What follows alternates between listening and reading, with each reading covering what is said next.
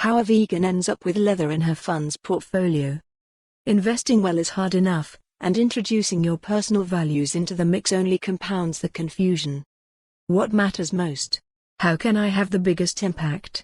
And am I a traitor to myself if I own stocks in companies I would otherwise shun?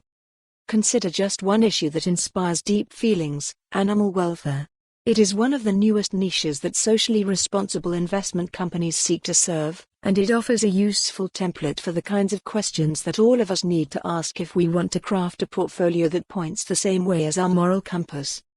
There are two noteworthy examples of how one can attempt this. First, the US Vegan Climate ETF. It is an index of sorts, with 268 American stocks, and it begins with subtraction, removing companies, and even whole industries, that it considers animal unfriendly. Pharmaceuticals? Poof, because of all the animal testing. Companies that extract and refine fossil fuels are gone, too.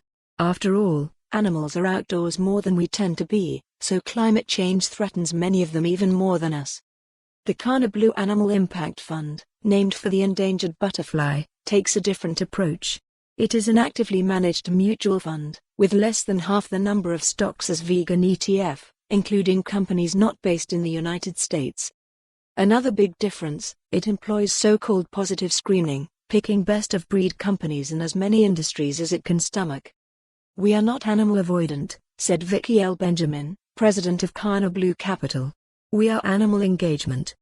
This gets tricky rather quickly, and it may mean something like the following when it comes to the raising of meat. According to Benjamin, who is not a vegan but tends to stray from a plant-based diet mostly in the piscine direction, people are going to eat animal flesh for a good long while, so why not treat the animals better? Do that, and it becomes more expensive to raise animals, since you're doing so humanely, which is a good thing.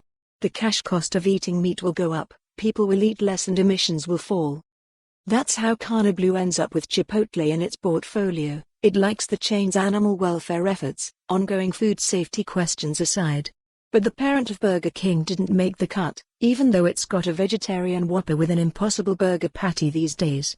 That's because the parent, Restaurant Brands International, also owns Popeyes, which only recently agreed to take a big step to improve its treatment of chickens. Any edge cases reflect the kinds of compromises that nearly any kind of investment may require for most consumers. Because of its desire to direct capital to above-average companies in as many industries as possible, Kana Blue sometimes ends up in a situation where it's effectively B. For more on this story, visit the news article link.